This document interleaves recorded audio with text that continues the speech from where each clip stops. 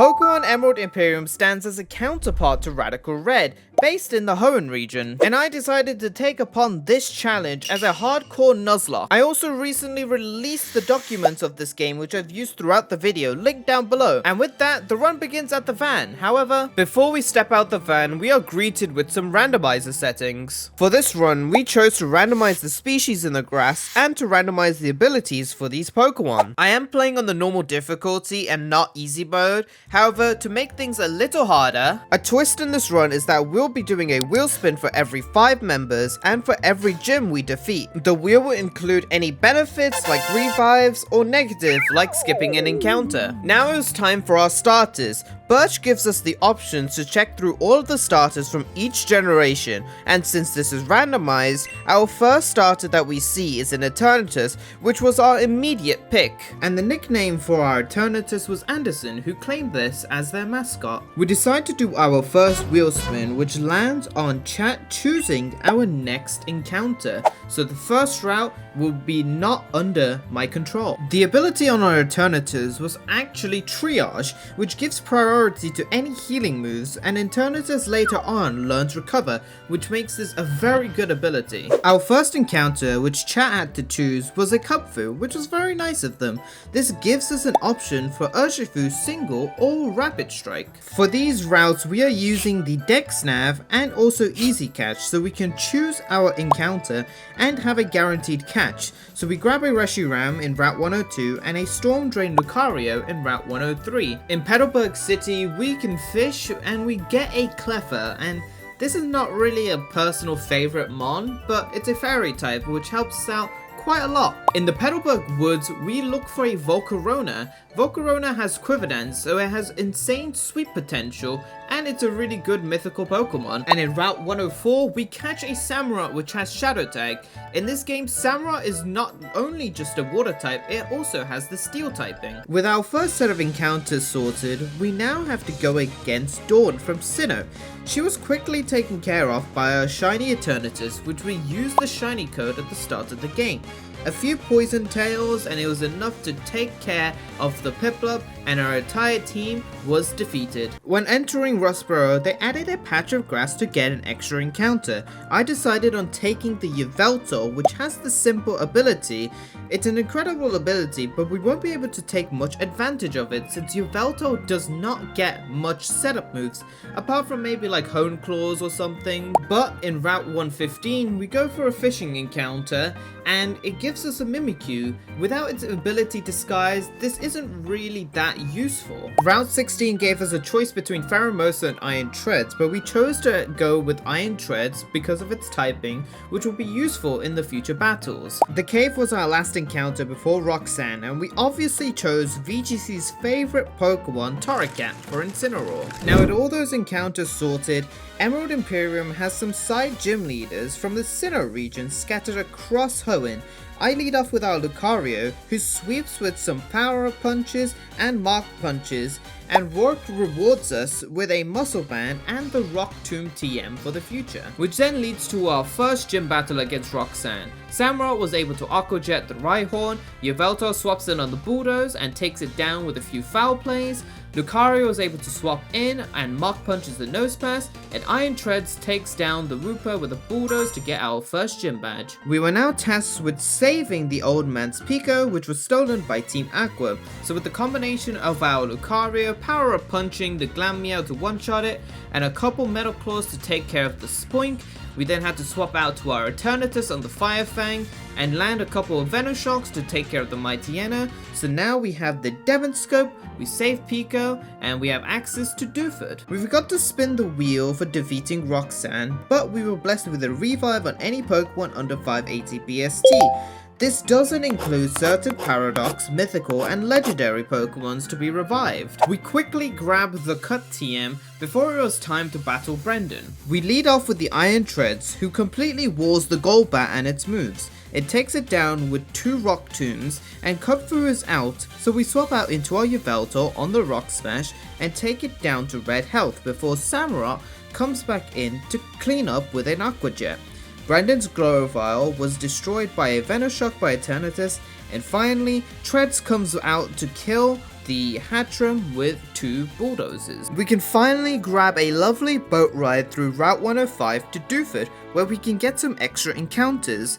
We fish up an Armor Rouge in Route 107, in Dewford we get a Galarian Weezing, and in Route 106 we catch a regular Sliggoo. You might have been thinking, oh, these are some fantastic fishing encounters, but what we grab next is a Fur Coat Celesteela. And with Fur Coat, it effectively reduces the damage taken by physical moves by 50%.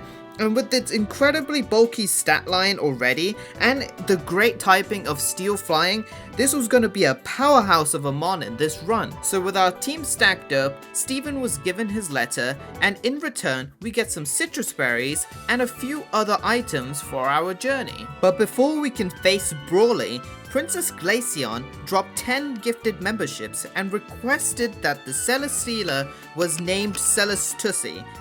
Just don't ask why. And in addition to that, we also get 2 wheel spins. We roll a true resurrection, which lets us revive any Pokemon once, including legendaries, and we are only limited to 1 this run. And our final wheel spin lands on Compliment Wormadam, and I'll let Past Glory show you that. Let's join our hands together.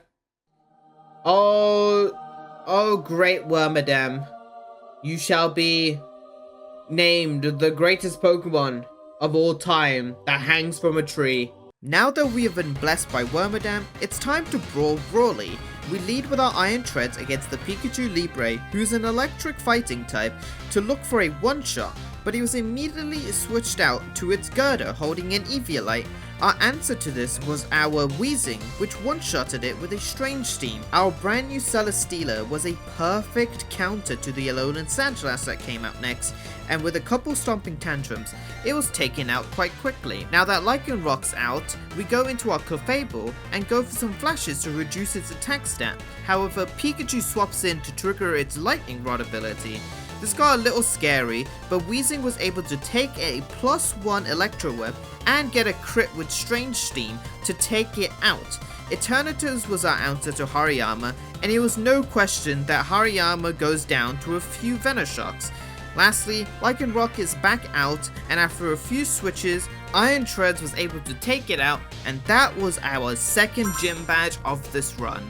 We have our wheel spin here for defeating the second gym, and we land on a Dexnav encounter, which we converted into an extra encounter because pretty much we're already doing this run as a Dexnav. So we go back into the cave where we catch a Roaring Moon, which has the Electric Surge ability. This doesn't help us out much at the moment, but it'll be great for some future battles. We had one more thing to do before we go to Slateport City, which was to do Gardenia to get the Eviolite.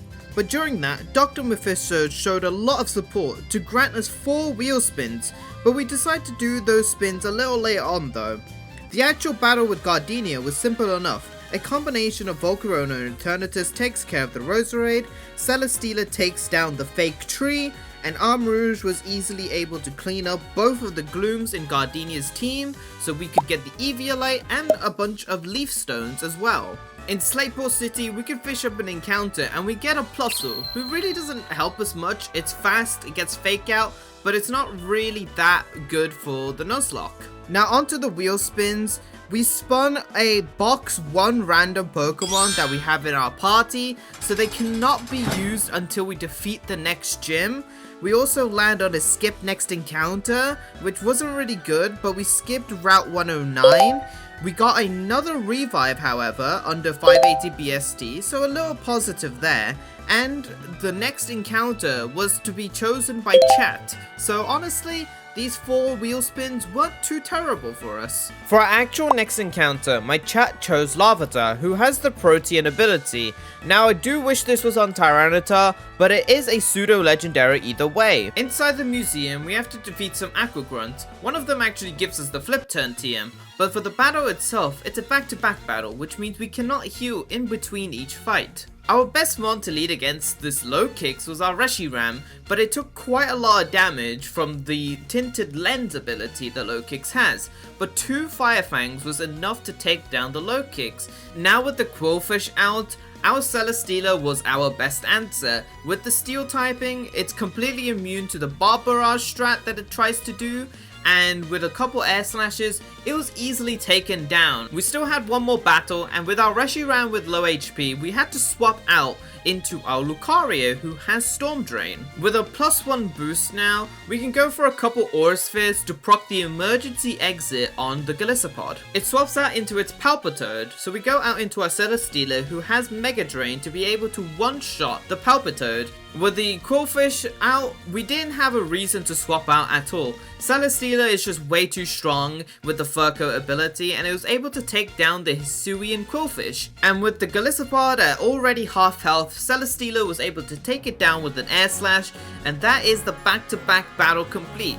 But that won't be the last back-to-back battle. We still had to box one Pokemon from the wheel spin from earlier, and unfortunately, Lucario is boxed until Wattson, which is kind of a big loss. The battle doesn't end there. We still had to battle Brendan to progress any further, and his team actually improved from the last time we fought him. We lead off with our Iron Treads again, and Rock Tomb was enough to take down the Crobat to red before we finish it off with an Iron Head. Gorbis is kind of scary. It's a Water Fairy type and has access to Shell Smash, but we have our Samurott who is able to go for a couple cuts to be able to take down the Gorbis. Luckily for us, Brendan has not evolved his Kubfu yet, and Eternatus holding a Yachi Berry was able to take down the Kubfu quite easily. Dragonair was not a threat at all. Although it did paralyze us, Weezing was able to take it down with 2 Strange Streams, and Grovyle was the last man standing. And unfortunately for Grovyle, even though it's holding a Focus Sash, 2 Air Slashes was enough to take it down, and that's Brendan defeated. With entering Morville City, we quickly grab the Rock Smash TM,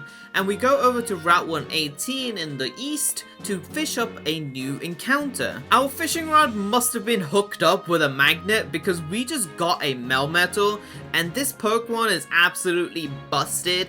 Pure steel type with great defenses and a great attack stat as well. I go over to Route 117 and I actually just didn't get an encounter here. I waited until we had access to Surf because Arceus was actually in the water, and when I realized this, I knew that Arceus was a mon that I much preferred to get over any of the rest in the grass. And with that in mind, we have to still defeat Wally before we can enter the gym. His team isn't that good right now, so we lead off with our Celesteela, and with a Giga Drain, we was able to one-shot it. Gardevoir comes out next, which was surprising, and then it swaps out into Skarmory, which is even more confusing.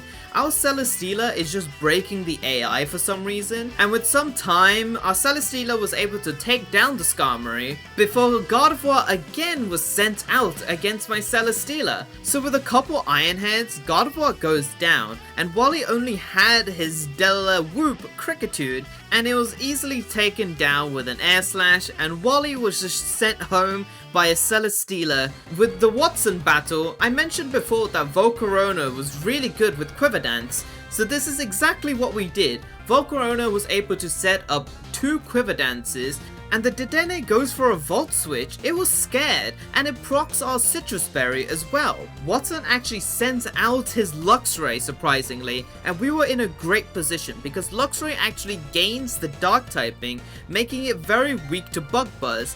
This is Wattson's strongest Pokemon because it can Mega Evolve as well, but Volcarona just OHKOs it with a Bug Buzz. Vikavolt was out next, and it's holding an Occa Berry, but that was not enough because our Volcarona just one-shot it. Magneton was out next, and it got the same treatment. Even Kilowattrel just got the same treatment, and Dedenne is finally back out again after just hiding, and Fiery Dance was able to one-shot the Dedenne to get our 3rd gym badge of our run. This also means that Lucario is out of jail and we can use him again. So with that, we were finally in the Flannery split, and we went to the casino, not to gamble unfortunately, but to get some very important TMs, most notably Dazzling Gleam, Rock Slide, Toxic, Protect, and a few others that were going to be helpful in our run. We actually had 2 wheel spins to do, so we did them together, one for Wattson and one for hitting our member count. One of them was boxing another Pokemon till the next gym, so we couldn't use it for Flannery, but we were lucky enough for the wheel to reward us with another revive under 580 BST. As with that, Siri was choosing which Pokemon that we boxed. It chose number 4 and Samurott was boxed until the next gym, which is a big dagger. Dawn was upon us and she wants another battle with us. Her Baneri has finally evolved into a Lopunny who gains the fighting typing, so we lead with our Armarouge to go for an expanding force, but it swaps out into its Chandelure to take the expanding force instead. I wanted to stay in with my Armarouge, but decided I'd go into my Roaring Moon instead to take it out with a bite. Sarina was out next and we had to swap out into our Galarian Weezing, who was able to take the Play Rough and take it down with 2 Sludge Bombs. Now for Dawn's ace. Dawn has an Empoleon, but this is no ordinary Empoleon. This Empoleon can actually Mega Evolve before we even have the chance to Mega Evolve for ourselves. But our Lucario with the Storm Drain ability was able to take down the Mega Empoleon with a couple Aura Spheres. Dawn was only left with 2 Pokemon. Her next Mon was a Noivern, which Eternatus one-shots with a Dragon Pulse, and Lopunny is finally back out, where our Armarouge can finally Expanding Force and take it down. With Dawn defeated, we have access to ability patches, which we can check our hidden abilities for every single Pokemon now. She also gives us the Scald TM and the Flash Cannon TM, which helps out quite a bit. It is now time for our Kubfu to evolve into Urshifu Rapid Strike. I chose Rapid Strike because of Surging Strikes, and it goes really well against Focus Sash users. This part of the game also allows us to get other evolutionary items like the Link Cable in Vandenturf Town. In Route 12 for our next encounter, we managed to snag a Groudon with Shield Dust, which prevents any added effects from attacks taken. I still would have preferred Drought because weather control is super important, but I'm not complaining since this is a randomized run and Shield Dust is pretty good. There was a lot of encounters we could have picked in the Fiery Path, but I decided to go with Gimmighoul. He evolves into Goldengo and he has the Steel Ghost typing, and this is not a typing that we have yet, so it's really beneficial for us. In the old man's house, he gives us an egg which we can hatch. We get a Volcanion, who's a perfect counter to Flannery, quad resistant to fire, and gets Steam Pump, which doesn't get affected by the drought at all. He has the Scrappy ability, which means we can hit Ghost type with normal type moves, and we don't get intimidated, but it's pretty useless on Volcanion. Not only did we get a Volcanion, we grab ourselves a Rotom Wash with the Vessel of Ruin ability, effectively increasing our special defense stat by 25%. After a few gauntlet battles, we made it to Fall Arbor Town. This is where we can enter the house left of the Pokemon Center to get a bunch of eggs that we can hatch in places that don't have any encounters. The first egg we hatch is in Fall Harbor Town, and we grab ourselves the Vine Pokemon Tangrowth. It has great base stats and could be helpful in the run. In Route 14, we decided to grab a Kyogre. He doesn't have the Drizzle ability, which would be helpful in a lot of these weather routes. However, Kyogre is Kyogre. It's got great stats and it's a legendary, so who can complain? This Kyogre has Illuminate, which means the accuracy of some of his moves, like Origin Pulse, will be boosted as well, which is quite good. I wanted to highlight this specific battle due to how difficult it is at this point in the game. It's a snow team that leads with a Slush Rush Galarian Darmanitan. Our Urshifu was able to take it down with 2 Brick Breaks, but not without taking a huge chunk of damage. With Frostlass out, we had to be really careful because it threatens us with a Destiny Bond. We go into our Volcanion, who takes a Thunderbolt with its Wakan Berry, but we're in a tricky situation. I use Flame Charge to try to outspeed the Frostlass and hope that I live a Thunderbolt, which we do, and now that we outspeed Frostlass, we can actually go for a Steam Pump to take it down without the threat of Destiny Bond. We had only one answer to this Mega Glalie, which was our Celesteela. We swap it in on an Earthquake, and we go for a Leech Seed, and with the combination of Flash Cannon and Leech Seed, we were able to take down this Glalie quite easily. We swap in our Lucario on the Surf to get a special attack boost, and 2 Aura Spheres was enough to take down this Tatsugiri, and Golem was the last one standing. This is where our newly hatched Tangrowth could shine, and a few Giga Drains was able to take down this trainer. I am very glad to have beaten this trainer because I have wiped a lot of times previously. We now had access to Meteor Falls, and our encounter was a Drapion with adaptability, which we got really lucky with. Its Stab, Dark, and Poison moves now have a 2x times multiplier, which makes it really strong with knockoff. We now had troubles with Team Magma, who had plans atop of Mount Chimney, so we had to head over there. Things were about to get heated, and this is one of the double battles that I struggle a lot in. We lead off with a Yveltal and an Iron Treads against the Cradily and the Center Scorch, which will Mega Evolve turn 1. So we go for a Protect on Iron Treads and a Fly on Yveltal, so on the next turn we can go for a double kill. Iron Treads was able to one-shot the Cradily, and Yveltal was able to one-shot the Center Scorch, so both of our mons are at 4 HP. The next two mons to come out was an Iron Thorns holding an air balloon and Tauros with Intimidate, so we were kind of forced to swap out. I swap in Groudon on the Iron Tread slot, and I hit Protect on Yveltal so that the Iron Thorns takes 50% damage from missing Supercell Slam. We had to take a strong Raging Bull from the Tauros, but our Yveltal U-turns into our Rotom,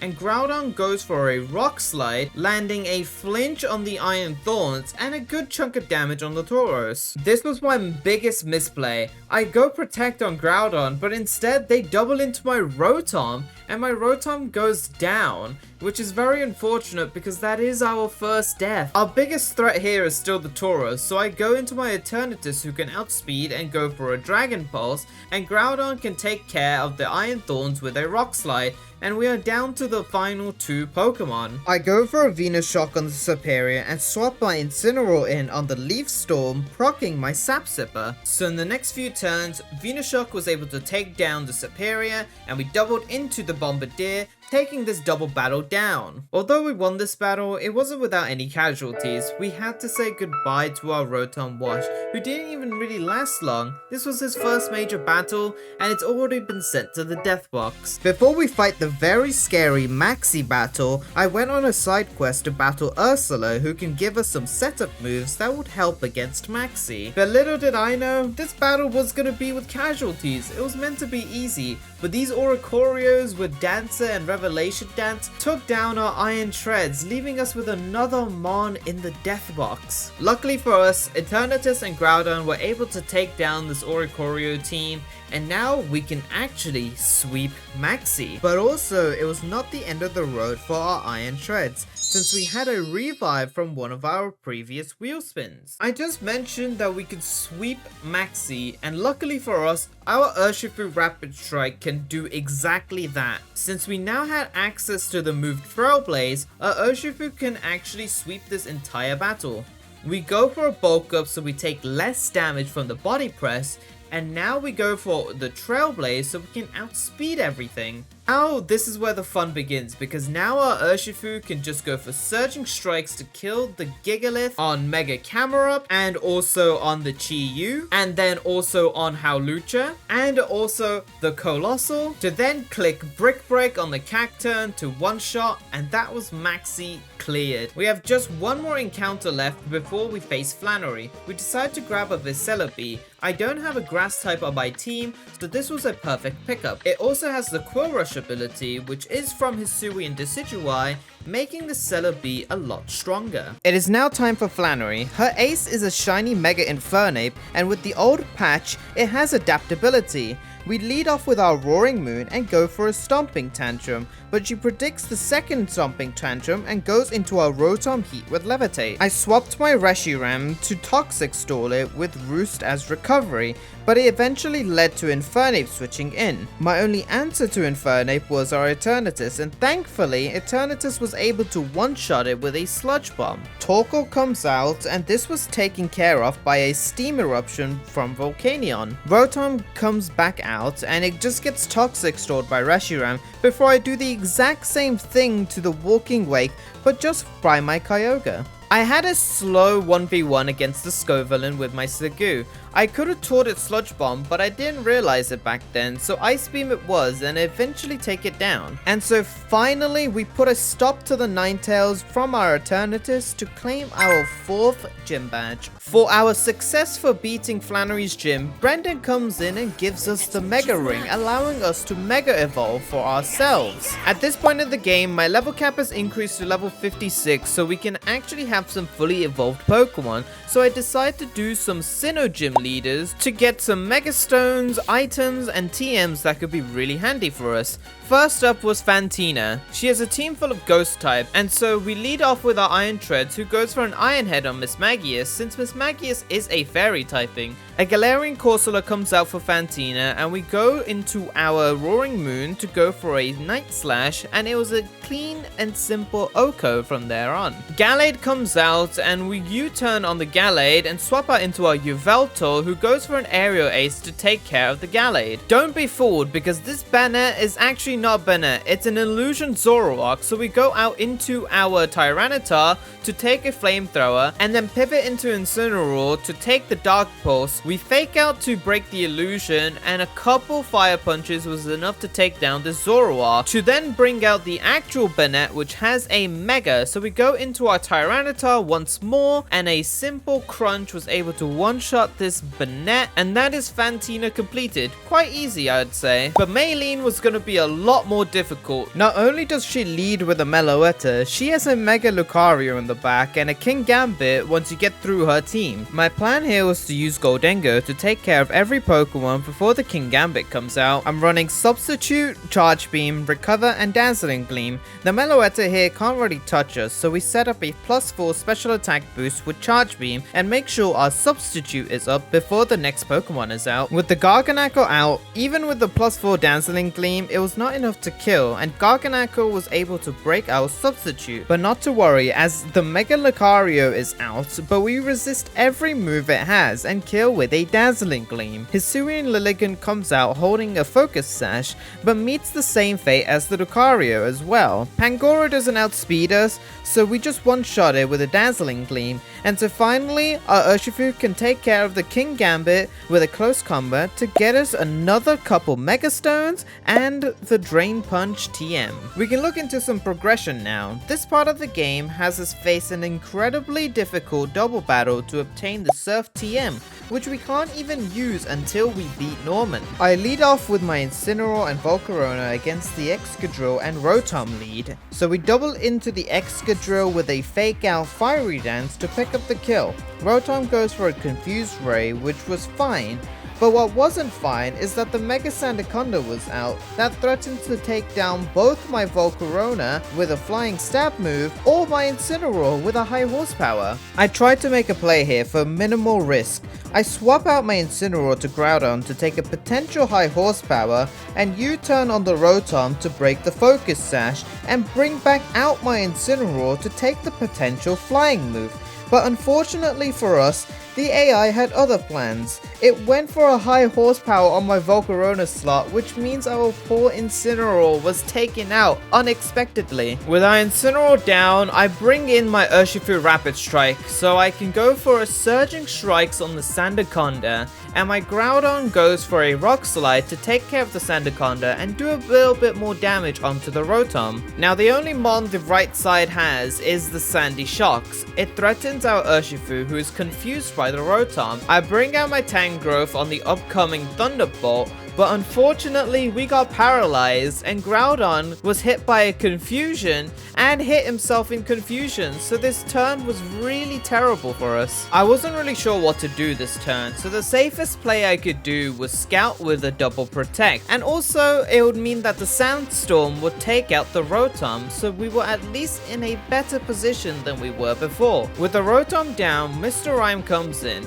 It sees a kill on my Tangrowth, so we swap into our Volcarona to take a hit. Flash Cannon doesn't do too much damage to us, and a Psychic procs our Citrus Berry. We were at a good health here, but I decided to go Protect on my Volcarona because I thought they were gonna go after my Volcarona. Instead, they doubled into my Groudon, and unfortunately for us, Groudon goes down. We swap in our Eternatus on the Groudon slot, but we weren't in a particularly good position. Eternatus goes for a Dynamax cannon on the Sandy Shocks to do as much damage as it can possible. I swap out my Volcarona into my Urshifu. Eternatus takes a heavy hit from the Earth Power, but we manage to live. The Mr. Rime goes for a Teether Dance, which confuses every opponent in the field apart from itself. And so my only chance here was to go for Surging Strikes against the Sandy Shocks because we outspeed. Unfortunately for us, we get hit by Confusion and Sandy Shocks doesn't, so our Urshifu was also dead. That wasn't gonna be our last death because even though our Volcarona takes down the Sandy Shocks with a Fiery Dance, Mr. Rime still outspeeds my Tangrowth, and so I had to sacrifice Tangrowth here so our Volcarona could finally take down the Mr. Rime. But that's not the last Pokemon, because Arcanine is out and he goes for a Head Smash towards my Volcarona, but we had protected that damage and Eternatus was able to go for a Dynamax cannon onto the Arcanine, and then in the next turn both of my Mons were able to outspeed, so we go for a Fiery Dance and Dynamax cannon to be able to take down this double battle for good. I'm glad this run gets to continue, but it would take a lot to recover from losing so many great Pokemon. At this point in the game, I was really unmotivated. We lost 4 unreplaceable Pokemon, including Groudon, Incineroar, Urshifu, and Tangrowth. And the next part of the game was going to be brutal. We had the Trick House to do, but also Norman, who has a Mega Slacking. Hope was not lost because we did use our only true resurrection to revive our Groudon. And not only that, we get to revive our Urshifu because it's under 580 BST. Before we can enter the Trick House, Wally is staring at the door to the Trick House, preventing us from entering unless we beat him.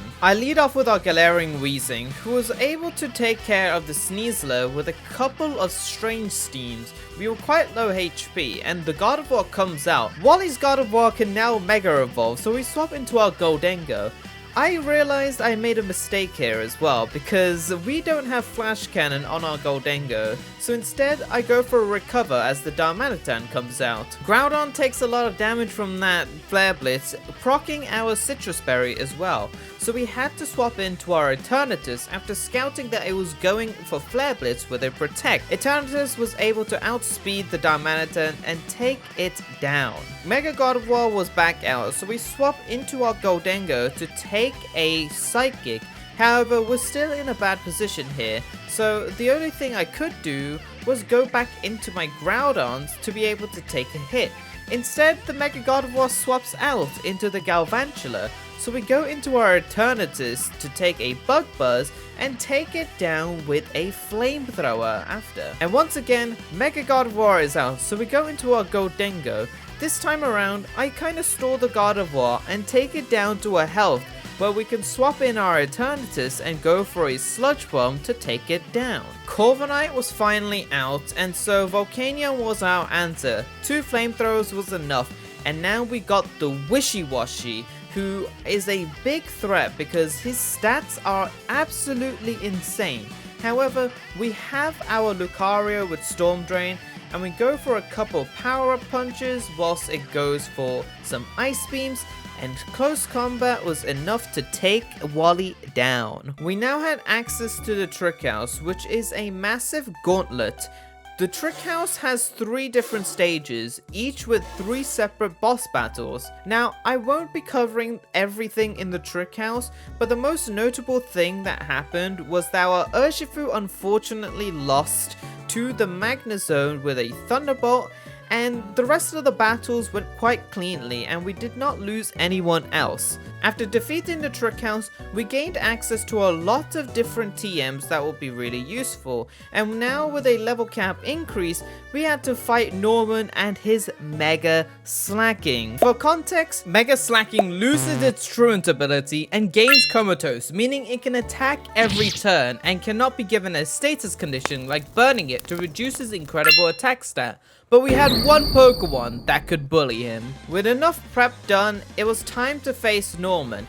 he leads off with a Hisuian Zoroark with Illusion and a Focus Sash. We lead off with our Roaring Moon, who outspeeds the Hisuian Zoroark, so we go for a bite, hoping for a flinch. We don't get the flinch and we take a Hyper Voice, but it really didn't matter because the next turn, Roaring Moon goes for a U-turn, so we can bring out our next Pokemon. Norman was not holding back and he instantly brings out his Mega Slacking. Our answer for when we prepped this was our Fur Coat Celesteela. Celesteela really just showed how strong it is. With Fur Coat, Slacking does no damage at all and we just go for some Iron Defenses.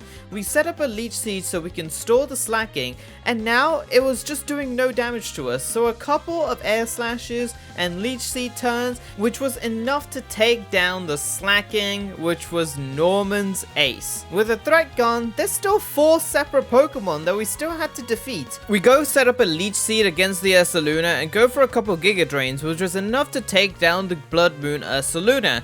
Now with Iron Valiant out, it meets the same fate, because Air Slash from Celesteela was enough to take down the Iron Valiant, and now with Obstagoon out, he tries to go for an Obstruct on the Air Slash and get his guts out, but we still kill the Obstagoon with a couple Air Slashes, and Cyclosar just meets the same fate. My Celesteela is absolutely broken, and Norman just saw full force of what it can do. With our dad defeated, we now have a new level cap, and we have access to Surf, so we can get a lot more encounters. One of which those encounters was Kyurem. He gets Freeze Dry, which is going to be very handy for us. And also, do you remember the one encounter that we just skipped over because we wanted to actually get a separate encounter here? Well, now that we have Surf access, we can finally go over there and get ourselves an Arceus. But this Arceus was very special. He has the Moxie ability, making him get a plus attack boost for every kill he gets. Pair this with Sword Stance and E-Speed, this thing was going to be absolutely broken for the upcoming fights. And now, our next course of action was a double battle in the Weather Institute. This double battle leads off with a Mega Machamp and an Armaldo with Skilling. We lead off with our Beads of Ruin Armor Rouge and our Goldengo. Beads of Ruin was actually able to one-shot this Mega Machamp, and Goldengo with a Flash Cannon was also able to one-shot this Armaldo. With the Iron Jugulus out and the Greninja, both of our Mons are quite threatened by their dark moves, so I decided to swap in my Eternatus and my Goodra to take the Dark Pulse and the unfortunate Earth Power on my Eternatus, which I was not expecting because I really just thought there'd be a Dark move or a Water move going onto my Eternatus. So I had to swap out my Eternatus into the Celesteela, and RNG just wasn't in our side because we took an Ice Beam on Celesteela and just get Frostbitten, reducing our special attack stat by half. Ice Beam was able to do a lot of damage onto the Iron Jugulus, and in the next turn we just take it out. Celesteela was able to get some recovery from Giga Drain on the Greninja, but his damage was just reduced, so it wasn't doing that much. Starmie has Thunder, and so I had to swap out my Celesteela into my Drapion, and in the next turn, we go for a Wicked Blow, and Starmie was taken out. Now it's just a 2v1 against the Greninja and the Ogerpon in the back. We were able to take down the Greninja with a Thunder Fang from Drapion, and I swapped in my Eternatus on the hit from Ogerpon, and Sludge Bomb was enough to take out the Ogerpon, winning us this battle deathless. We also had 2 more wheel spins to do, one from gifted memberships and the other that we didn't do for Norman. The first one we get is box random Pokemon until the next gym, which Winona's not too far away. The other was compliment Wormadam. Oh great Wormadam. I would really want you in my team, so I don't have to sacrifice my other Mons. And he is literally the GOAT. Thank you Past Glory for complimenting Wormadam. We're now blessed to go against the Aqua Admin Shelly, who has a very tricky team. We lead our Lucario with Storm Drain against the Huntail. but it immediately swaps out into their Decidueye. We go into our Yveltal as Decidueye fires 1000 arrows to us, which doesn't matter for Yveltal because it takes it quite well, and a combination of Aerial Ace and U-turn was enough to take care of the Decidueye. I go back to my Lucario hoping the Huntail would come out, but instead it was Haxorus, and my fur coat Celesteela just said, "No, Haxorus, you're not setting up against me, you're literally just going to get destroyed." And a combination of Leech Seed and Air Slash was just enough until Haxorus actually just swaps out into their Huntail. So this was a perfect opportunity for Lucario to come in on the Wave Crash and get a special attack boost, enough to kill with an Aura Sphere. It was also time to end the hide and seek with Haxorus because Celesteela was able to take down the Haxorus with an Air Slash, bringing out the Hisuian Braviary. I bring out my Roaring Moon, whose Night Slash was not able to take down the Braviary. I'm yet to teach him knockoff for some reason, but I U-turn to take care of the Braviary, and now Keldeo was out. This thing is incredibly scary. It has Sharpness, which boosts its moves. It also has Choice Specs, and my Mega Latios was not able to take any hits. Even if I Mega with Latios, a Luster Purge as a Mega was not enough to take down the Keldeo. I was just surprised because I really thought a Mega Latios with Luster Purge, super effective on a Keldeo, would be able to take it down in one shot.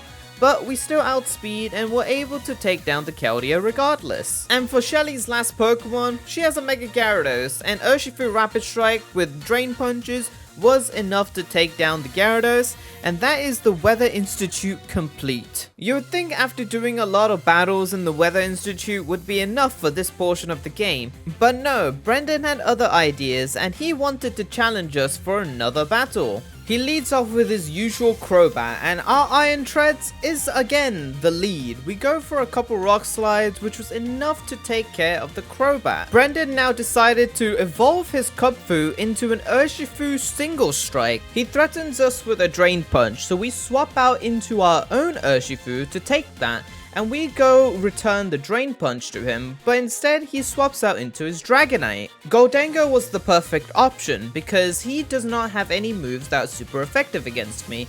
Quite literally, it resists everything, so we go for a couple Dazzling Gleams to take care of the Dragonite, and he brings out his Sceptile, who can Mega Evolve now. So we bring out a Celesteela with Fur Coat as he goes for an Earthquake, and 2 Air Slashes was enough to take down the Mega Sceptile. With the Armarouge out, it sees a kill with Armor Cannon, so we swap out into our Roaring Moon, who takes it pretty well, and we're still yet to teach it knockoff, so we go for a Night Slash. However, it swaps into its Gorbis to resist the Night Slash, and we go swap into our Samurott, who takes care of the Gorbis with a couple cuts. Urshifu is back out, so we do the same thing. We bring out our own Urshifu, and we go for a couple Drain Punches till it goes down, and finally Armarouge is back out again, and so we go with the same strat. We swap into our Roaring Moon, but I did not expect the Aura Sphere to be coming out. I really thought this Armarouge was going to go for a Psychic here, so we had a clean switch in. Instead, the Aura Sphere was out, proccing our Chopper Berry, and now we are in a terrible position because it can go for any move besides Psychic to kill our Roaring Moon. So I decided to swap into our Urshifu, but unfortunately for us, Urshifu goes down. It does not take a hit, and it was another tragic loss for this Urshifu. He's been revived so many times as well, so Iron Treads was here to just clean up with an Earthquake, and that was Brendan defeated, and unfortunately, not deathless. Before we could fight Winona as the next gym leader, we had to talk to Steven to get the Devon Scope, and now we had access to some encounters as well. We grab ourselves a Roserade who can Mega Evolve, and now we can finally fight Winona. Now, I personally think that Winona is quite weak here. Her team's not really that strong, but she does pose a challenge. We lead off with our Goldango against the Intimidate Staraptor, and we go for a Thunderbolt after Brave Bird does a decent chunk of our health. Flygon comes out going for a headlong rush, and so we swap into our Celesteela. This Flygon has Tinted Lens, so it actually does do a lot of damage to our Celesteela with Draco Meteor. but we go for Elite Seed, and with its special attack down, it swaps out into its Thunderous. I can't keep my Celesteela out, so we go into our Reshiram, who takes the Thunderbolt quite well. I set up a light screen and go for some Roosts, so we at least be able to take down this Thunderous quite easily with a couple flamethrowers afterwards. Flygon was once again out, so we go into our Celesteela to eat the Headlong Rush, and another Draco Meteor was upon us, but this time it got really close. If we got a crit there, that's our Celesteela just gone, so I had to think of something else. I could just go into our Arceus here, because that is the best play that we can do. But it got scared once again, so Aggron is out, and we go into our Groudon to Will-O-Wisp the Aggron, and now it is pretty useless, so a Stomping Tantrum was enough to take it out before the Mega Altaria is here. Now this Mega Altaria is not running specials, so my Groudon just Will-O-Wisps it again because it outspeeds. And now we can go into our Melmetal that we fished up, so we can go for an Iron Head to take down this Altaria. It goes for a Dragon Dance, which doesn't really matter as it's going to do no damage with Earthquake, and that's the Mega Altaria down. Frostmoth is out, and I definitely could have stayed in with my Melmetal and went for an Iron Head. Instead, I went to my Arceus because I still knew that Flygon was in the back and I had no real answers to him. So I set up a Swords Dance with Arceus and went for an Iron Head to take down the Frostmoth, and because we now have +2, E-Speed was enough to take down the Flygon, and that was Winona blown away. We spun our Wheel Spin for defeating Winona, and unfortunately for us, it was not a reward. We had to box another Pokemon until the next gym, and the next gym is Tate and Liza, so any Mon in our team currently was gonna be a big hit. We actually sort of dodged a bullet here. I lost Melmetal to Siri picking number 6, and I'm just glad it wasn't Arceus, Groudon, Celesteela, or Reshiram, to be honest. To start off the Tate and Liza split, we actually got really lucky with our wheel spins. We had 4 extra encounters, so I grabbed myself a Zamazenta with Wind Rider. I got myself a Bergmite, who is a very defensive physical wall. I also got an extra fishing encounter and got myself a Hydreigon, which I absolutely love. For our last encounter, we grab ourselves an Annihilate who has Earth Eater as its ability, making it immune to ground type attacks. Before we continue towards Moss Deep, there are 3 optional battles that give us a bunch of Mega Stones, TMs for Substitute, Earthquake, and Dragon Dance,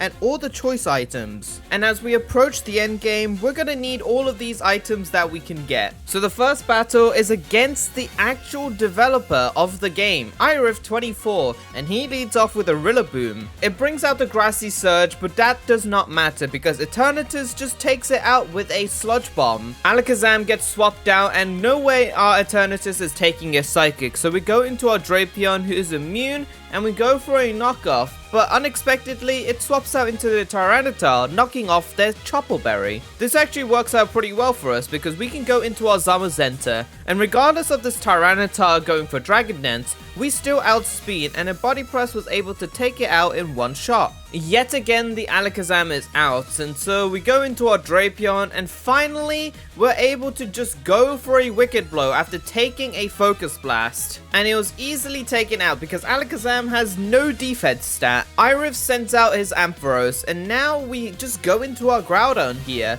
The terrain disappears as we swap in, and we go for a Stomping Tantrum, but we don't see a kill. But luckily, we still kill in the same turn because Life Orb damage from the Ampharos. Florges is sent out, and we go into our Goldengo, who takes a critical hit Moonblast. So we go for a Recover, but unfortunately for us, Hidden Power Fire does the same amount of damage. So we go for a Flash Cannon on the Florges as we outspeed, and we were able to take another Hidden Power Fire before Flash Cannon was able to take down the Florges. Ira's favorite Pokemon is out, his Empoleon, and this Empoleon is actually different to the one Dawn has. Dawn has a defensive Empoleon, and this Empoleon is an offensive Empoleon. It has 150 base attack, and you can see the amount of power it has because our Fur Coat Celesteela was already down to half health.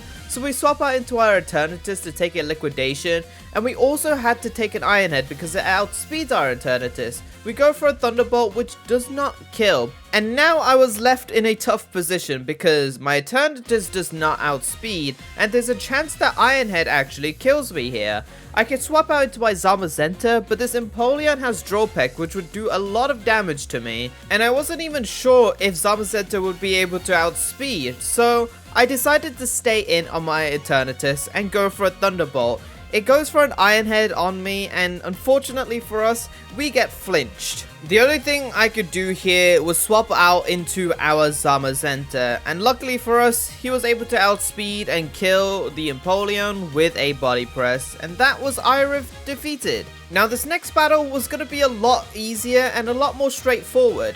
It leads off with a Galvantula, and we go into our Iron Treads. Galvantula here goes for his sticky webs, but we prepared for this. We go for a rapid spin, getting rid of the sticky webs, and now that our speed has risen, we can outspeed the Galvantula and go for a Rock Slide. With Greninja out, we just go into our Lucario with Storm Drain, and an Aura Sphere was enough to take out this Greninja in one shot. In before the very scary Darmanitan. It has the same set as any other Darmanitan we've faced, so we go into our Kyogre here. An Earthquake was able to do a lot of damage to us, so we go for a Scald, hoping to not get Rock Slide flinched. And we don't, and Darmanitan was taken out.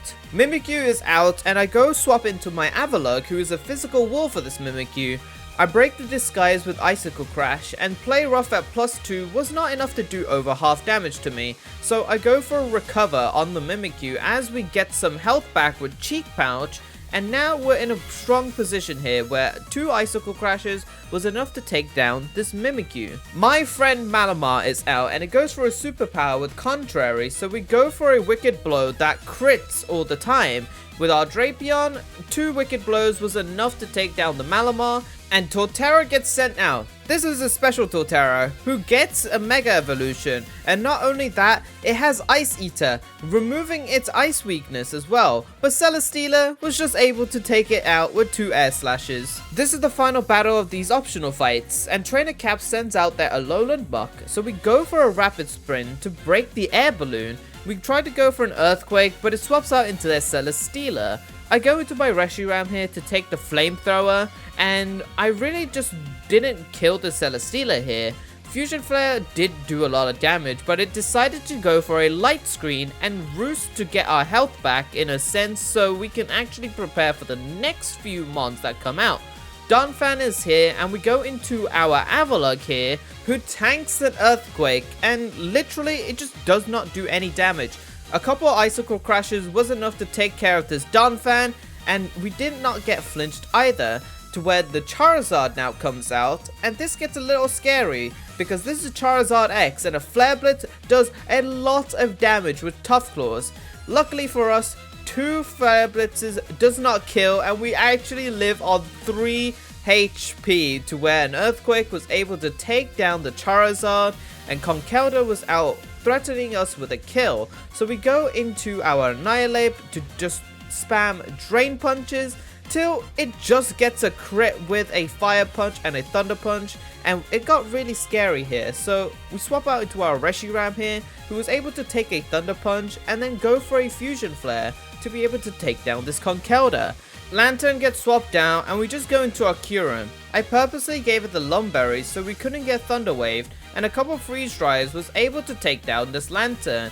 And finally, the Alolan Muck was out, and since we took care of the Air Balloon from earlier, 2 Earth Powers was able to take down the Alolan Muck, and that was all these optional battles completed. We can actually now go towards the weather routes, the rain route to be specific. In Route 121, we go grab a Happiny. Now Blissey is one of the most broken Pokemon in these ROM hacks, and with a base 255 HP and a great special defense stat, this thing was going to be an absolute wall. Outside Mount Pyre, we get ourselves a Xerneas, and in Route 123, we get ourselves a Mewtwo. We got some incredible upgrades, but it was time to do a very difficult double battle in the rain route. We lead off with our Kyurem and our Storm Drain Lucario against the Kilowattrel and Seeking.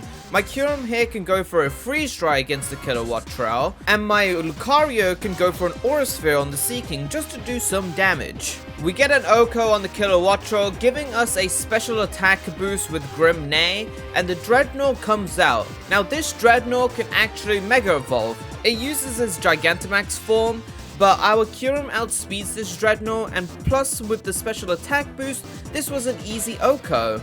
Lucario gets a bit more chip damage onto the Seaking, getting it down to red health. But what I did do was a mistake, a big mistake. I forgot that Kabutops had Swift Swim, and he went for a Stone Edge on my Kyurem, and we unfortunately lost a Kyurem with Grim Neigh, which was very unfortunate. I definitely could have made a play where I swapped out my Mon to at least take the hit from Kabutops and then be able to keep Kyurem alive, but instead, we could still get through this battle quite safely. Also, I thought I would be safe. I swap in my Eternatus to Thunderbolt the Kabutops, it lands a Stone Edge which does quite a lot of damage, and we take out the Kabutops with a Thunderbolt. I go for my Aura Sphere on Corviknight, however, Body Press from Corviknight was enough to take down our Lucario, and that is both of our lead Pokemon for this battle being taken down. And it's really unfortunate because both of these mons were going to be so useful for the upcoming Archie battles. At least now it was a 2v1 with my Eternatus and Celesteela out. Eternatus takes care of the Corviknight with a Thunderbolt, and Amistar here has also got Swift Swim. I was making sure my Eternatus could live an Ice Beam, which it does, and a combination of Thunderbolt and Giga Drain was able to take down this trainer. It's like we can't even catch a break because we have another battle with Dawn in Lilycove just after the previous battle where we just lost two amazing Pokemon.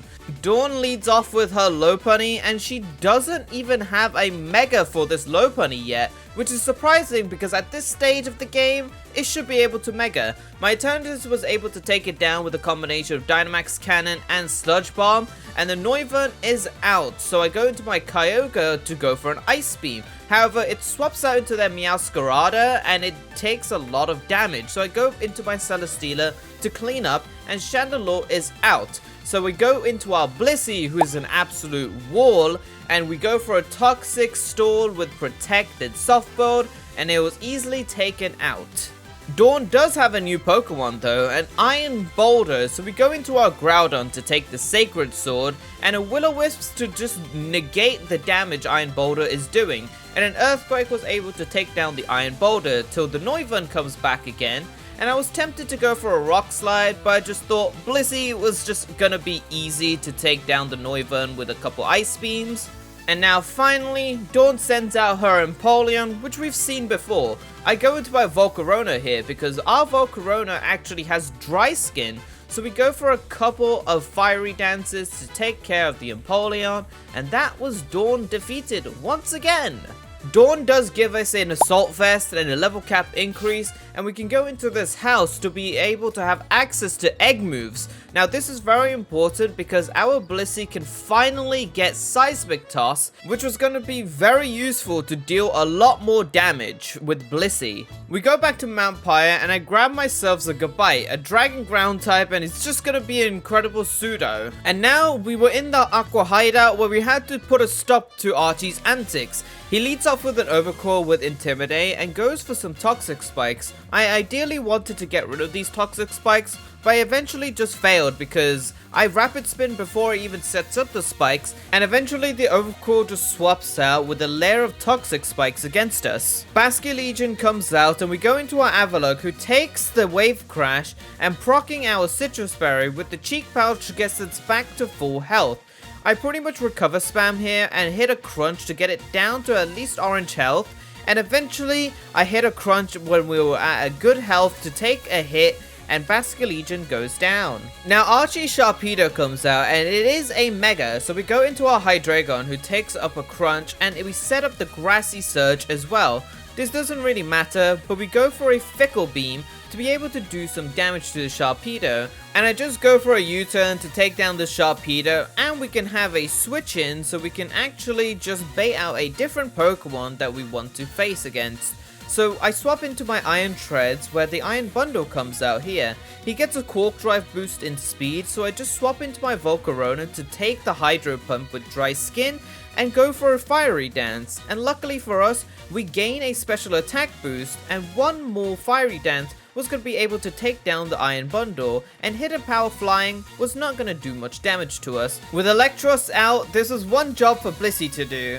We go for a Toxic on Electros, and we're just tanking damage here, so a Soft Boiled and paired with some Seismic Tosses was enough to take down this Electros quite easily. For the Poliwrath, he has Surging Strikes, taken right from Urshifu Rapid Strike, and so our Celesteela with Fur Coat was enough to take down the Poliwrath with a couple Giga Drains, till eventually the Overquill comes back out, and our Celesteela was just gonna be able to Leech Seed and go for some Air Slashes to take down this Overquill, and that was Archie defeated. We had now access to the water routes east of Lilycove, and a lot of those fights actually were the Sun Route battles, which was quite easy in this update, so I won't be including them. I grab a bunch of encounters, most notably Tapu Fini and Ogerpon, before we battle Tate and Liza. This is one of my favorite gym leaders just because it's a double battle, and also Tate and Liza is quite difficult in this game.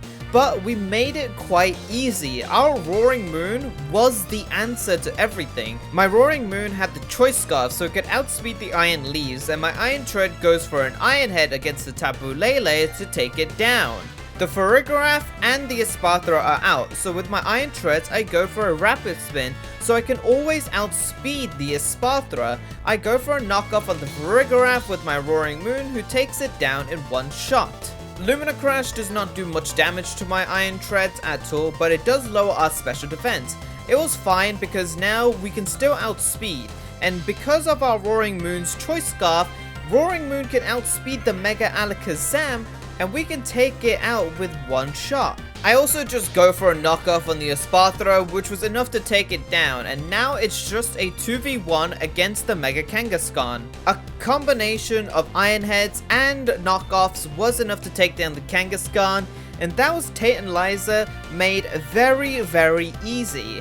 With the wheel spin with Tate and Liza, I get myself a Dex Nav encounter, which pretty much counts as a bonus encounter.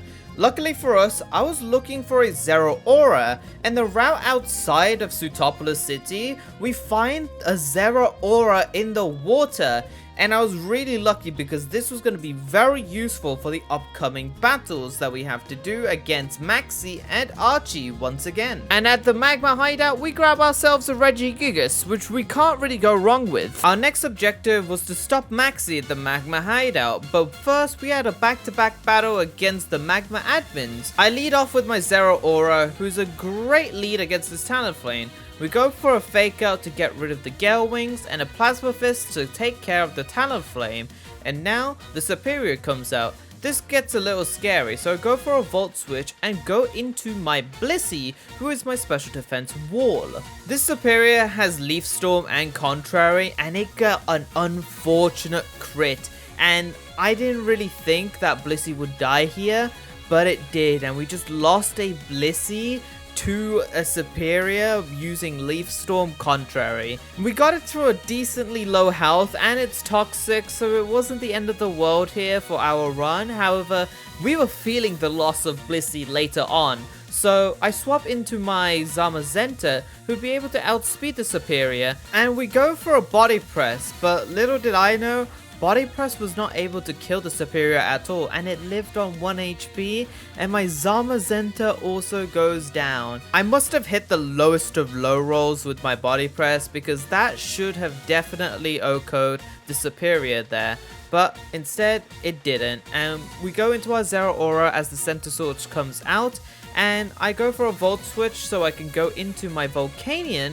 who can go for a Steam Pump. However, it swaps out into its Kommo instead, and I was still in a bad position, but I go into my Tapu Fini, who can go for a Moonblast to take out the Kommo, and Center Scorch is back out, so we do the same thing. We go into our Volcanion and go for a Steam Eruption to take down the Center Scorch.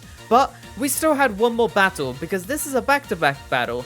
So luckily for us, we have Zeraora, who is our lead, and we can go for a fake out play rough, where the M-Ball comes out and we go for a Volt Switch into our Groudon, who can then go for an EQ to take down the M-Ball. Hydreigon is out next, and this was going to be a lot scarier. It goes for a Hydro Pump, and we go for a Moonblast to take it out.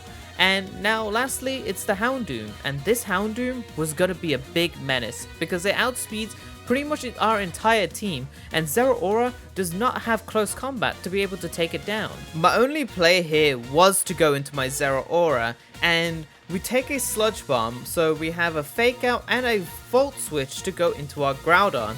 Our Groudon was not able to take a hit at all, and unfortunately, we had to sack. I'm in a terrible position. My Zeraora is the only Pokemon that can outspeed this Houndoom, and the Houndoom's actually at a decent health where I think a Plasma Fist would be able to take it down. But instead, Houndoom lives on 1 HP and a Fiery Wrath takes down our Zeraora. I really did not know what to do here. My Tapu Fini was the only mon who could actually live a Sludge Bomb and take down the Houndoom. Although the run lives on and we're in a crucial position, losing Zeraora, Blissey, Groudon, and Zamazenta were major nerfs to us winning this game. It really took a lot out of me, and I was really demotivated at this point because the next fight was going to be Maxie, and he has a primal Groudon. And not only that, this is a double battle, and this was going to be a very scary double battle that we're going to be having to face. Maxie took some notes from Wolfie, and he leads out with an Intimidate Incineroar and a Howlucha. I go for a double protect here to block any fake out damage from coming to my team. You might be thinking why I have Tyranitar as a lead, because it's not really a good lead against this, but my Mewtwo here was able to take down the Howlucha with a Psychic, and my Tyranitar actually has Defiant, so the Intimidate actually gave us a +1 boost instead because of the -1 attack, and then the Defiant giving us a +2 attack boost instead. So now that Incineroar is taken down with a Rock Slide, the Chi-Yu and the Cacturne are out. I again just go for a double protect here. I wasn't sure what the Chi-Yu or the Cacturne were gonna do, and it was just a double Dark Pulse against my Mewtwo. Knowing this, I went into my Arceus on the Mewtwo slot and took 2 Dark Pulses coming through. My Tyranitar, however, got a D-Dance off, and now that we're +2 attack with +1 speed, I was able to outspeed the Chi-Yu and the Cacturne with a Rock Slide. To make sure I killed the Cacturne, I went for an extreme speed just so the Rock Slide split damage was able to kill both mons. And now it's time for Primal Groudon to come out. He sets up the Desolate Land for the Mega Camera Up that was going to show up in the other slot. I decided to go for a Rock Slide this turn with my Tyranitar and switch my Arceus out with the Garchomp. Luckily for us, we get a flinch on the Groudon, and the Camera-Up's Heat Wave is not going to take out both of our Tyranitar and the Garchomp. And now, the next turn, we're in an incredible position. Both of our mons outspeed, so a Stomping Tantrum on the Groudon takes it down to almost red health, but a Rock Slide takes out the Groudon and the Camera-Up in the same turn, and that was Maxie's team defeated. This Tyranitar just saved us from one of the hardest double battles in this game, all because of Defiant and setting up with a D-Dance that I wasn't even sure that I should go for. This was a monumental moment. I was so happy after losing those 4 Pokemons in the previous fight that I knew I could still win this run. Our community was very generous to us, and so we had 2 additional wheel spins to do. We get ourselves an extra grass encounter and also a deck snap encounter, so which meant we can get 2 replacements for the mons that we had lost during these battles. We're now in the sea floor cavern where we can get another encounter. We get ourselves a beginner with Neuroforce. Now it's not as good as Soul Heart, but it can be consistent damage that we can do on top of the super effective moves that we hit, so we'll take this. It was also time for another back-to-back battle, this time against the Aqua Admins So we lead off with our Mewtwo against the Keldeo, and we just go for a Psychic here, something basic that will just take down this Keldeo. Now with the Gyarados out, it intimidates us, and it also can Mega Evolve, turning into a Dark type, so we really couldn't do anything here. I was tempted to Will-O-Wisp, but I could miss, so the easier play was to go to my Avalugg and go for some body presses, taking down this Gyarados in 2 hits. Against the Hisuian Goodra, I just go into my Regigigas, and with Drain Punch, we're just not going to be taking any damage at all, and this Goodra was easily taken out with 2 Drain Punches. With Decidueye out, I just stay in with my Regigigas and go for 2 knockoffs to complete the first half of this back-to-back battle. Our Mewtwo was our lead because the leads don't change between these back-to-back battles, so I go for a Flamethrower on the Frostlass, but it swaps out into their Dragonite instead. I went for a risky play and go for a Will-O-Wisp on the Dragonite. I actually kind of played around with my Mewtwo and just went for a couple Flamethrowers and a Psychic to take out the Dragonite, to which now the Greninja comes out, so I go over to my Dry Skin Volcarona and take it down with a simple Bug Buzz. Machamp was out and I go over to my Xerneas. This Machamp, as we've seen before, can Mega, and it goes for a Thunder Punch, which does a lot of damage. We're in an okay position to where Xerneas can just go for a couple Moonblasts to take down the Machamp. And finally, the Frostlass is back out again. We tank a triple Axle, and we just set up a Leech Seed here. We really had no worries here because we have a whole team of 6 to take care of this Frostlass, and Celesteela was able to just take it down by itself with a couple Air Slashes, and that was the back-to-back double battle complete. Before I approached the battle against Archie, I wanted to fight Candice and have access to the Shulk Cave for another encounter. Candice here has a snow team, and we lead off with our Reshiram and set up a sunny day. I have the Mental Herb so we couldn't get taunted, and set up a light screen after that.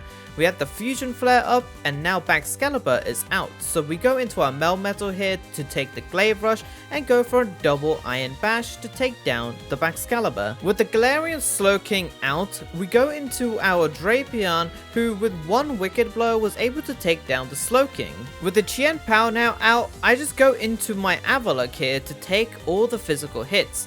It goes for Ice Spinner, and I just go for a Body Press here and take down the Chien Pao, to where Glaceon comes out, and I go into my Volcarona to take the Hyper Voice, and a couple Fiery Dancers was enough to take down the Glaceon. Candice's ace, Mega Glalie, is out, and we go into our Fur Coat Celesteela and go for a couple Flash Cannons to take out the Glalie. As seen, Candice is not too difficult, but we now have the access to the Triple Axle TM, and in this encounter, we grab ourselves an Iron Hands, who is kind of our replacement for Zeraora because it also gets Fake Out and Plasma Fists. With a lot of prep, it's time to face Archie, and we are using our newly adopted Iron Hands and our Arceus to lead against the Golurk and the Iron Bundle. On the first turn, I go for a Fake Out on the Iron Bundle, and I go for a Sword Stance on Arceus.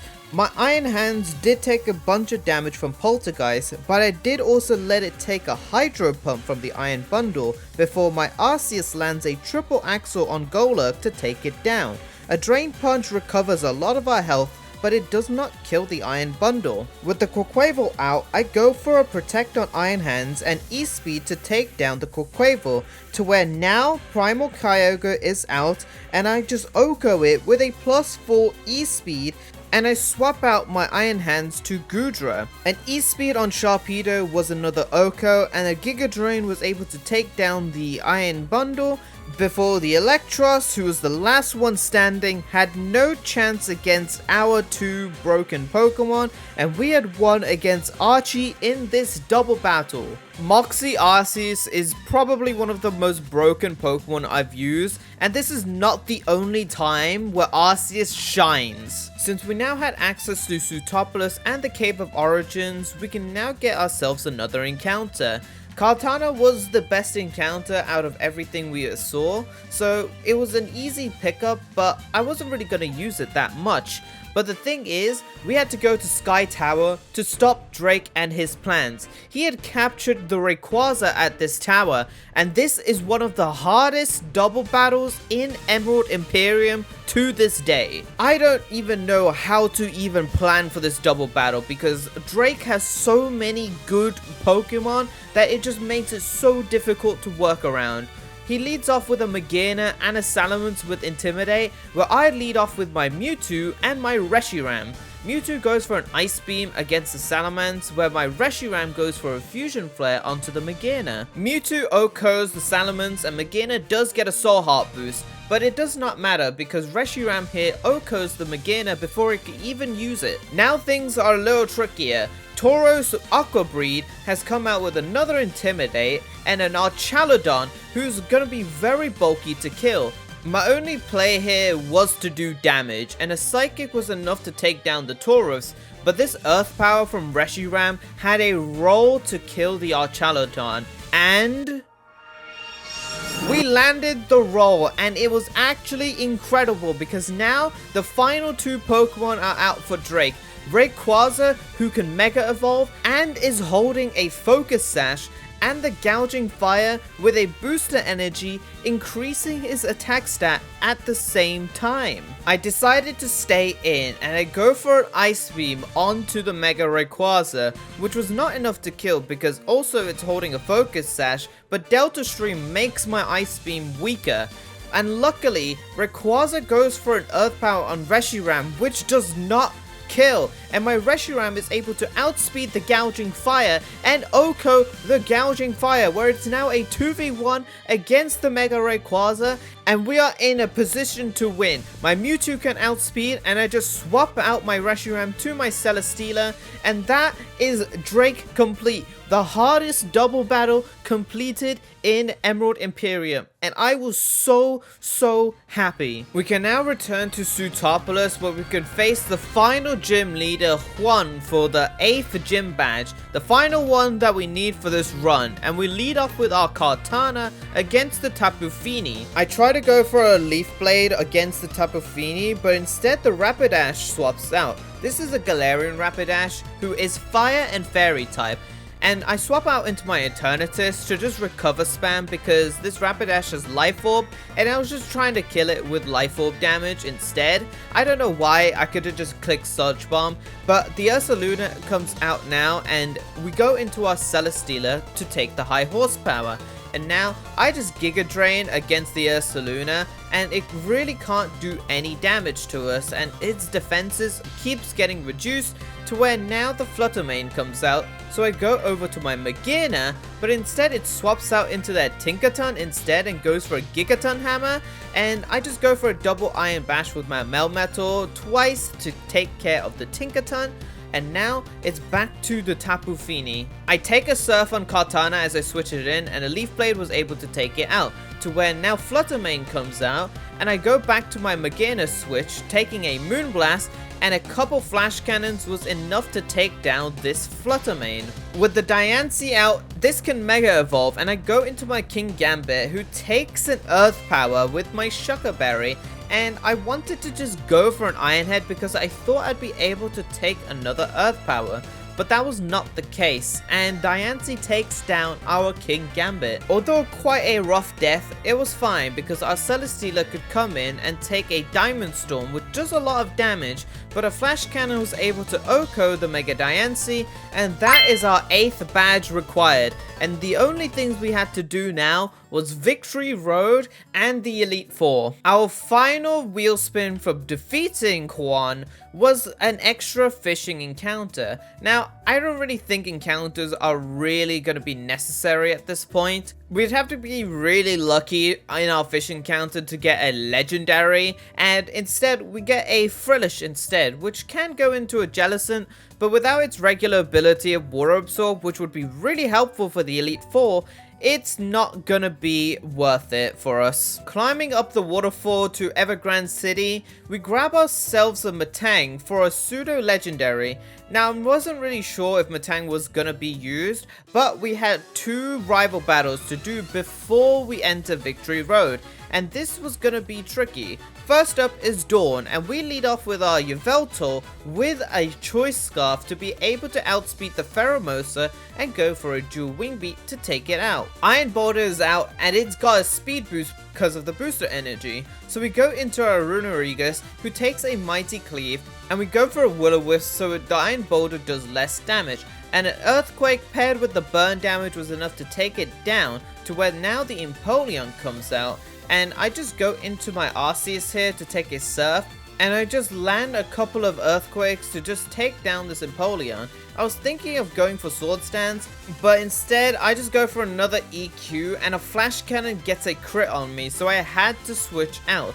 I go into my Yveltal here and go for a couple knockoffs, and this Empoleon is really bulky, so we were going to take a lot of damage plus the toxic damage on top, so we were still in a good position though for the rest of the team. Noivern got sent out, and I using my Mantine here to take down the Noivern with a couple Ice Beams to where now the Blacephalon comes out and goes for a Flamethrower against my Roaring Moon.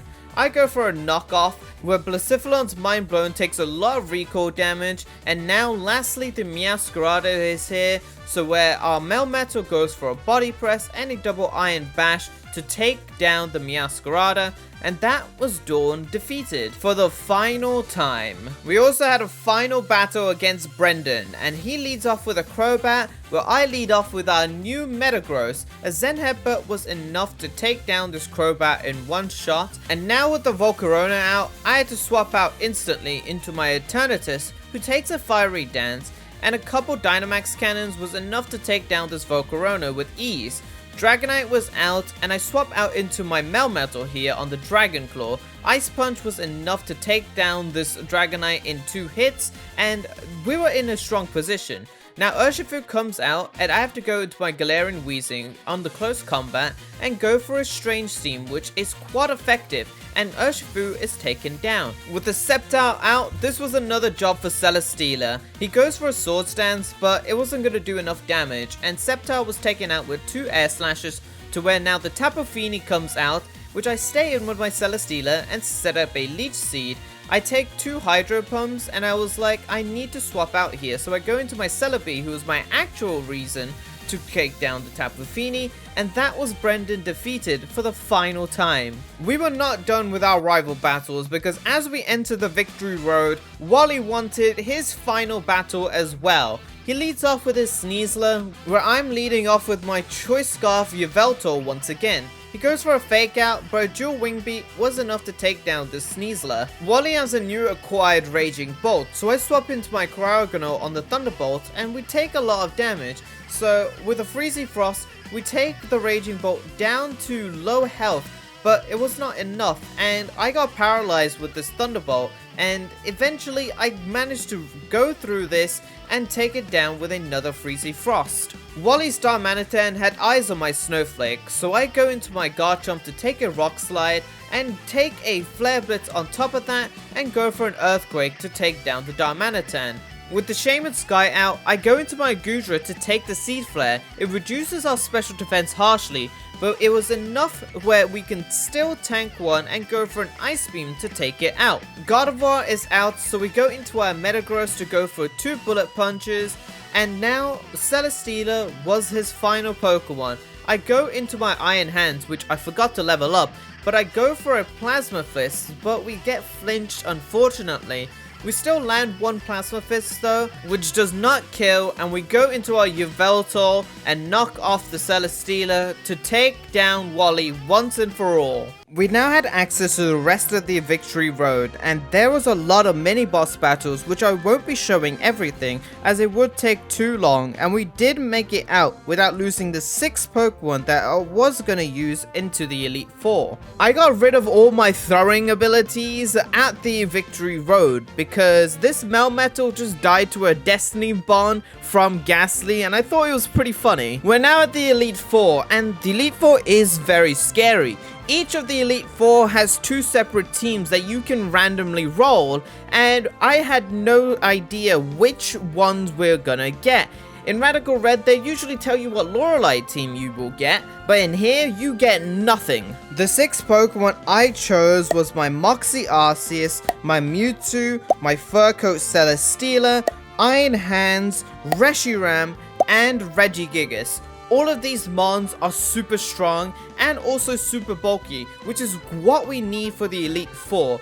This was going to be a tough brawl, and I had a lot of plans with my Arceus to be able to sweep a lot of these Elite Four members. It's time. The final challenge of our Emerald Imperium run lies here.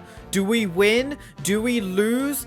Well, I'm going to show you how broken and quintessential this Arceus is. And Sydney was our first member to face Shiki. Sydney leads off with a Galarian Moltres, and I just lead my Arceus with a Sword Stance, and Moltres sets up a Tailwind, but it does not matter since we had Extreme Speed. 2 Extreme Speeds were needed since Moltres had Focus Sash, but now the Mega Absol reveals himself early, only to be OHKO'd by an E-Speed, and that was the same for the Roaring Moon, the Delphox, the Monkey Dory, and the Grimmsnarl. Arceus had no chill, and Sydney was just destroyed. He had no chance in this battle against our Arceus. Now, Arceus was not going to be able to sweep Phoebe, but we still use Arceus to lead against the Dragapult. Now, I just go for a Sword Stance here against the Dragapult, who goes for a Dragon Dart. And I'm just going to be recovering my health and just getting to a point where Arceus is good health against the next Pokemon that comes out. So a Shadow Claw was enough to take down the Dragapult, and now the Calyrex Shadow Rider was out. This is Phoebe's strongest Pokemon, and it was also holding the Focus Sash. I take down the Calyrex to its Focus Sash, and I let my Arceus just recover back to a good health where Psyshock was not going to be doing that much damage, and a Shadow Claw was enough to take it down.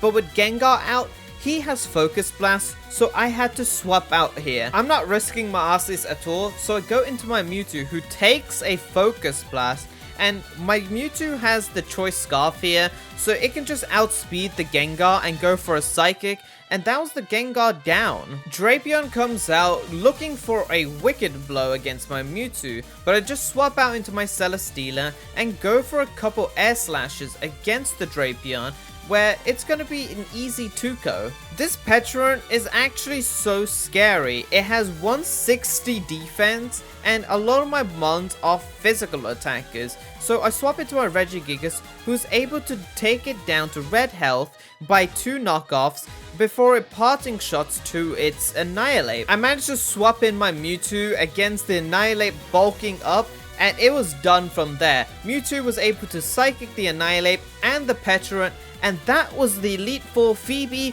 defeated. 2 Elite Four members down, and now it was time for Glacier to see the wrath of Shiki. I lead off with Arceus as normal and go for 2 Sword Stances and a Recover to get back our health, and now we are +5 in attack, taking down the Ninetales, and now the Kyurem Black is out. But with the snow, Ice types get a defense boost, so I was not sure if an Iron Head at +5 non-stab was going to be able to kill from Arceus, but it was enough, and Kyurem goes down. We are now +6 in attack, and there's no Pokemon in Glacier's team that is going to be able to live a hit.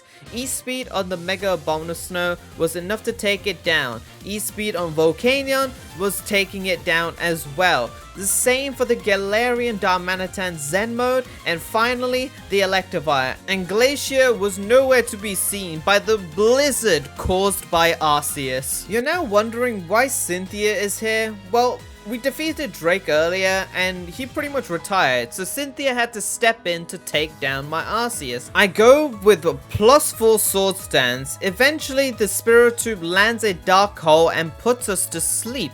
So we had a Lumberry for the first sleep, but not for the second one. And luckily for us, the Spiritomb threw by Sucker Punching as I'm trying to go for a Recover. And now we are +5 in attack. With the Xerneas out, I go for an E-Speed, which was not enough to take down the Xerneas, But it's fine because it goes for a Geomancy Power Herb, and E-Speed was enough to take it down again. And now Heatran is out, and he's holding an air balloon, so I go for an E-Speed to try to break the air balloon, and then the Heatran goes for a Will-O-Wisp, burning our Arceus, so it's pretty useless now, so we go for an EQ to take it out. Now Zamazenta is out and it's looking for a body press, so I swap into my Celesteela, who takes the body press quite well, and we set up a Leech Seed against the Zamazenta. We get a couple of air slashes down before Cynthia decides to take out her Zamazenta and go into a Cramorant. I'm not sure why Cynthia has a Cramorant in the Elite Four, but it did do a lot of damage with Gulp Missile, but our Iron Hands was enough to take it down with a Plasma Fists, and now Cynthia's ace is out, her Garchomp, who can Mega Evolve, and it goes for an Earthquake against my Mewtwo, who takes it quite well. I kill it with an Ice Beam, and finally the Zamazenta is out again, so I just swap back out into my Celesteela, who was able to clean up the damages it done earlier. And with that, Cynthia had been defeated, and we are now at the final battle of this game, the champion fight. And this is not going to be any regular champion battle. This champion fight was not just one trainer, it was two.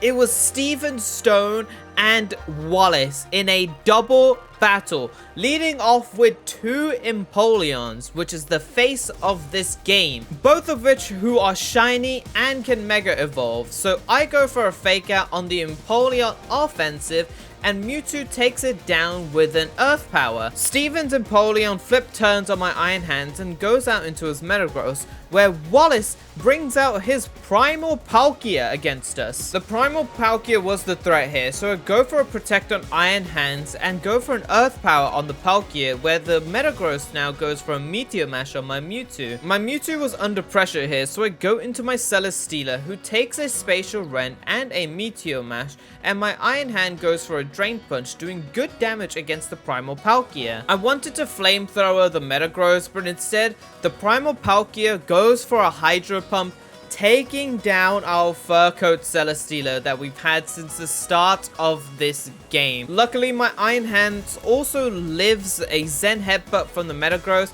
and I swap in my Regigigas on the slot where my Celesteela died. My play here was to bait attacks from the Palkia and Metagross on my Iron Hand slot, so I go for a Protect, and luckily they target down my Iron Hands, so we had a free knockoff damage against the Metagross. I decided to swap out my Iron Hands now to my Reshiram, and Regigigas was able to take down the Metagross with another knockoff, to where now Steven sends out his Primal Dialga out. I go for a Protect on my Reshiram so I don't take any Spatial Rent damage, and I go for a Drain Punch on the Primal Dialga. This Primal Dialga has Primal Armor, which means super effective hits do 50% less damage, making it pretty much neutral damage, and it was not doing much damage to this Dialga at all. I decided to swap out my Reshiram into Iron Hands, sacking it, and Dialga goes for a Roar of Time, swapping in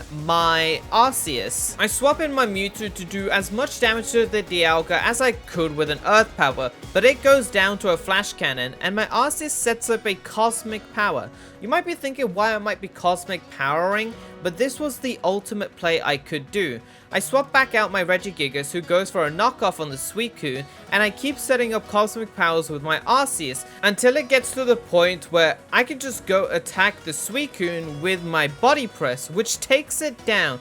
And my Regigigas goes for a Drain Punch on the Dialga, which was not enough damage, but next turn my Arceus takes it down with a Body Press, and we get a Moxie Boost, to where now Steven is down to his final Pokemon, the Empoleon that swapped out earlier, and pairing Body Press with Drain Punches, it took down the Empoleon, and my Arceus was the finishing blow.